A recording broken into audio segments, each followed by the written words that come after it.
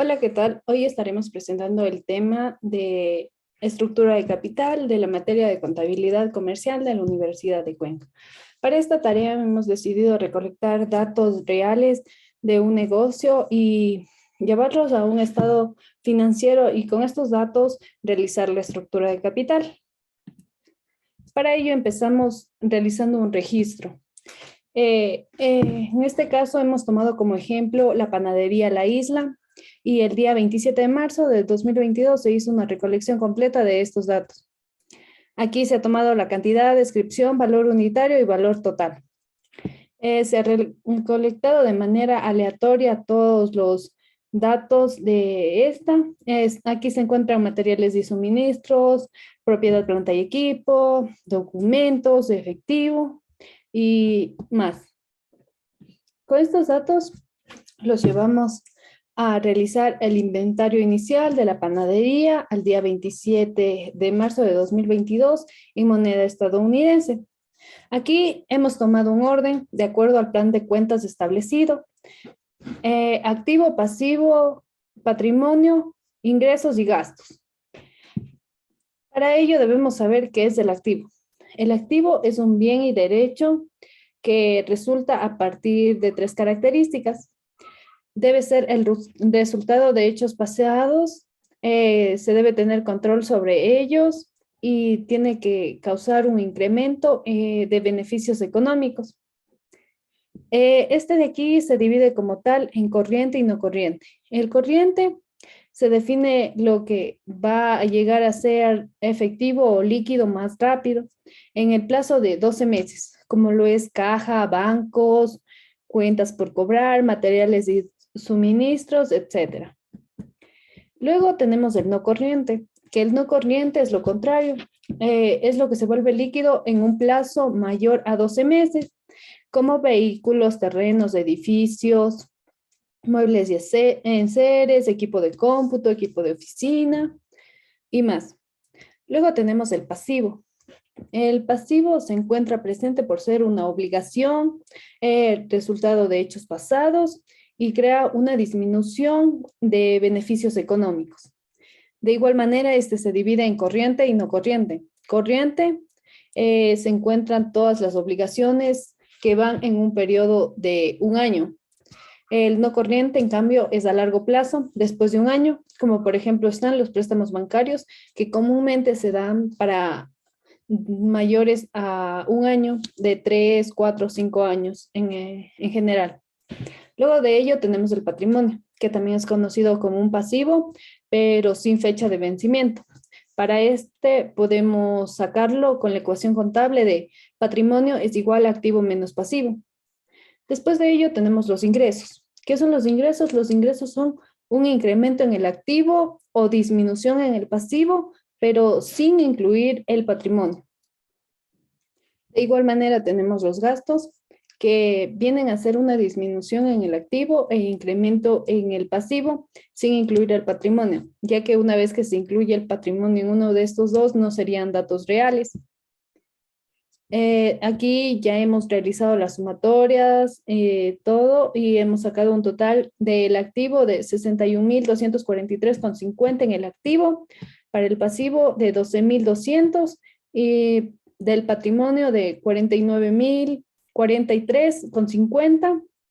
En los ingresos, una cantidad de 7.500 y en los gastos de 3.150. Después de esto, hemos llevado estos datos a sintetizarlos en el estado de situación financiera.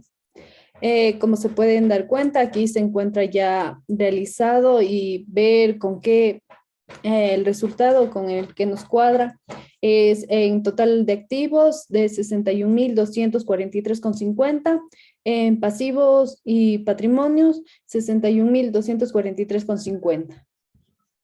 Una vez que se ha tenido estos datos, se los lleva a realizar la estructura de capital o estructura financiera. Para ello, como vemos en este gráfico, tenemos activo, pasivo y patrimonio. El activo equivale al 100%, el pasivo al 20% y el patrimonio al 80%. Pero ¿cómo sabemos cuánto es el porcentaje de cada uno de estos? Se dan al realizar la suma total del pasivo más patrimonio, o por así decirlo, el activo lo dividimos entre el pasivo y sale el porcentaje, luego lo dividimos entre el patrimonio y sale el porcentaje de 80%. De tal manera que el pasivo debería ser 50% y el patrimonio de igual manera 50% para que estos se encuentren equilibrados. Y la proporción entre estos es a lo que se lo conoce como estructura de capital. Pero en esto se podría decir aquí que menos deuda más capital y más deuda menos capital. Una vez entendido esto, podemos llevar a mostrar este gráfico donde se encuentra detallado de manera más específica el porcentaje del activo corriente y no corriente, pasivo corriente y el patrimonio. En el patrimonio no habría caso de dividirlo, ya que solo tenemos en cuenta por este momento el capital.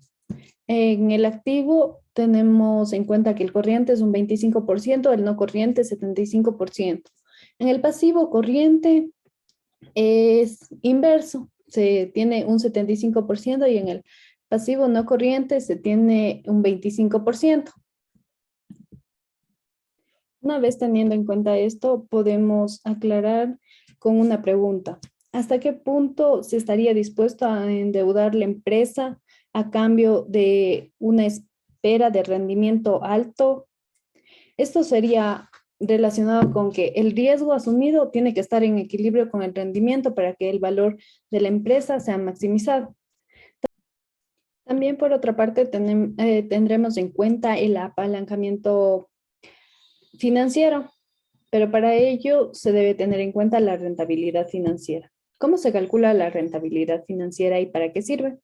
La rentabilidad financiera se calcula si solamente es el capital del socio, del propietario, se calcularía dividiendo el pasivo para el patrimonio, que nos daría un 25% de rentabilidad financiera.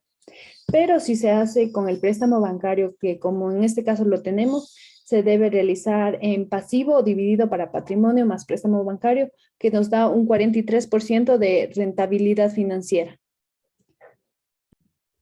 Pero, ¿qué es la rentabilidad financiera en sí?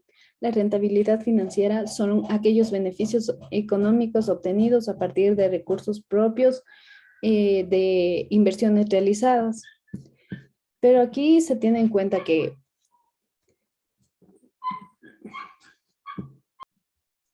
al aumentar el capital disponible para invertir con dinero prestado, y también, así como aumenta el rendimiento, podrían aumentar las pérdidas, ya que no es lo mismo perder solo lo que se ha incrementado con dinero propio, ya que al incrementar con dinero propio, si se obtiene una pérdida, solo se perderá eso.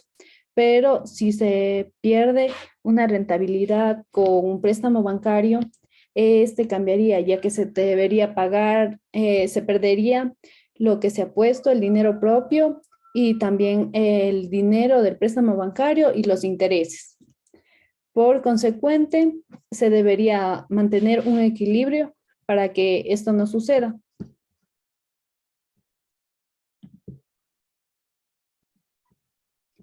Para ello, se ha definido, terminando esto, se ha definido la estructura del capital como una combinación específica de la deuda del patrimonio propio que la empresa utiliza para financiar sus operaciones. Y el apalancamiento consiste en utilizar los costos para obtener una mayor rentabilidad por cada unidad vendida, por así decirlo.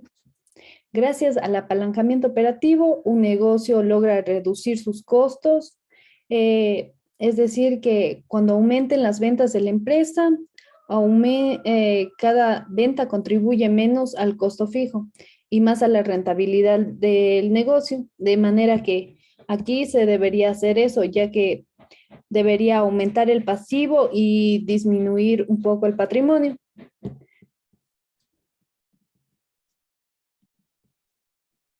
También tenemos lo que es el apalancamiento financiero, que es eh,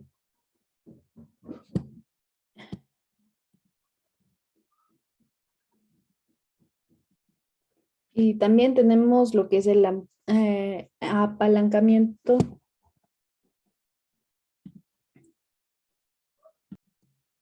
También para ello tenemos el apalancamiento financiero, que consiste en utilizar los costos para obtener una mayor rentabilidad, ya que gracias al apalancamiento un negocio logra reducir sus costos de producción una vez que haya determinado la cantidad, siendo así que el volumen de ventas debería aumentar para que cada venta contribuya menos a los costos y más a la rentabilidad.